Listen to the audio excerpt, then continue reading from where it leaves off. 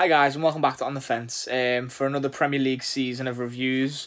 The first of this season is a Liverpool 4-1 win against Norwich, and what a clinical performance that was. Liverpool, no signings in the summer, apart from like a goalie and a couple of kids. Everyone's talking about it, but no one's talking about it anymore. Liverpool with the same intensity that we've always had, maybe even a bit more. Finding different ways to press in the game and finding different ways to basically beat our opponents. It is absolutely fantastic.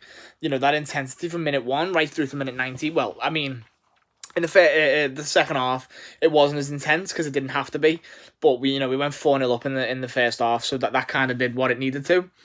I think we came out the blocks. We came out firing. And we got the rewards for it because 20 minutes in we were 2-0 up. We started off with an own goal by Grant Hanley. I don't know what the fuck he's doing. Puts it into his own net after the cross from Divock Origi, and then a great bit of build up play between Salah and Firmino, and Salah gets played through. On that right side of the 6-yard box, kind of where he gets most of his goals, especially when he's like jink and run through players and stuff like that, and he just slides it in for 2-0. Can't remember who scored the third.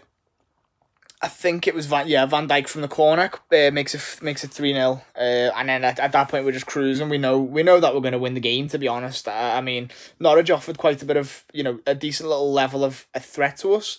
They play well, a little bit of interchanging in the midfield, breaking the lines with passes and stuff like that. And they did create a couple of good chances, and they did get a goal in the second half, but not before Origi makes it 4-0 from a fantastic Trent Alexander-Arnold pass, and that's already an assist for him at the start of the season. So Robbo's gonna have to get his boots on.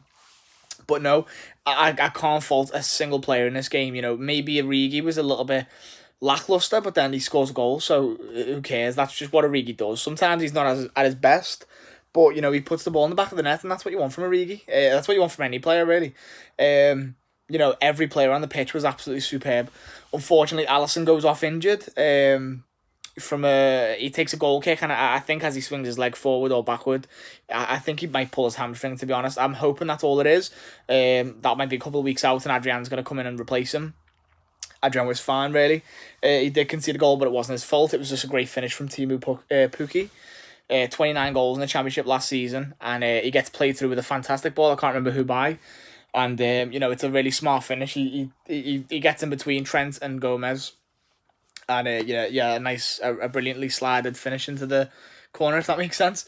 4-1's the final scoreline. Yeah, like I said, we kind of sat off in the second half. I mean, we did press and stuff, but we know that we weren't going all out to try and get that goal, because we've got Chelsea midweek in the Super Cup, and then we've got another Premier League game at the weekend. So we don't have to go too gung ho, especially when we were 4-0 up.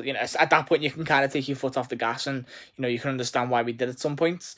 Mane comes on as well for a little cameo last 20 minutes or something. And it already looks electric. He's beating players and stuff like that. He's sitting players down on the floor and, all sorts. He's absolutely fantastic, Sadio Mane. And he's just, he's played no part in pre-season. He came back to train on Monday, and he's already up to speed with the rest of the squad. You know what I mean? I know it's still going to take him a little bit of time. And I think against Chelsea, he'll probably start the game, and that'll ease him back in again. He'll probably get an hour against Chelsea, I think, to be honest. And, like I said, every player was just absolutely imperious there. The midfield three, Fabinho, Henderson and Gini were brilliant. Henderson probably more so of the other two. And to be honest, Fabinho, he doesn't get a shout as much from opposition fans, but Fabinho is absolutely world class. The amount of times he slide, of course he makes slide tackles and stuff, and what we say about slide tackles, you've already made the mistake, so to speak. But for a midfielder, how many times he intercepts the ball, he's already moving to the right before a player goes to pass it to his right side. He knows where the player's going to give the ball, and I don't even know how. If you were to try and do that yourself, second guess somebody passing a ball, they just put the foot on it and then pass it the other way, and he just seems to know exactly when to go, when to put his foot out, and he wins the ball so much. He's so important to how we break play up and from the other team anyway, and how we break as well to go on counter attacks. He is probably one of our most important players. I think this year will be his real standout season, because he didn't start playing games properly till November last year.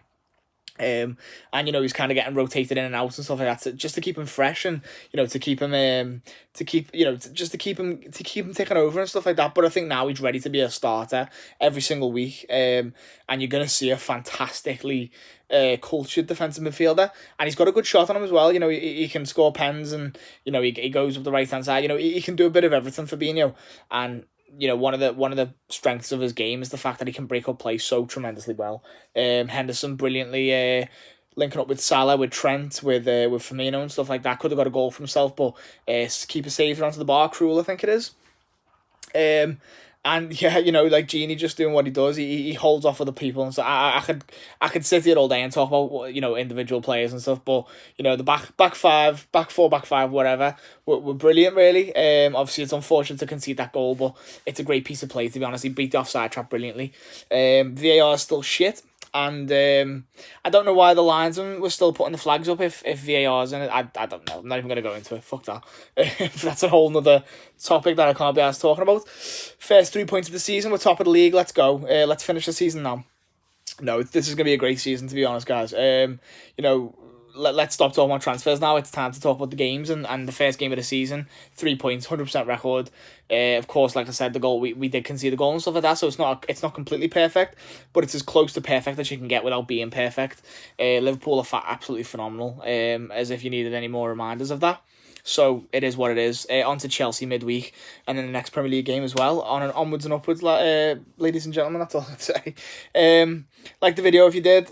Comment and subscribe down below. Let me know who you thought man of the match was. I think I'm gonna give it to Henderson, to be fair, because he was just everywhere. Giving this new lease of life in the 8 role. He's going to be so much more dangerous going further forward. There was one where Robertson put the cross in from the left hand side, and Henderson's like trying to get on the end of it. I haven't seen that from Henderson for about 18 months, 2 years.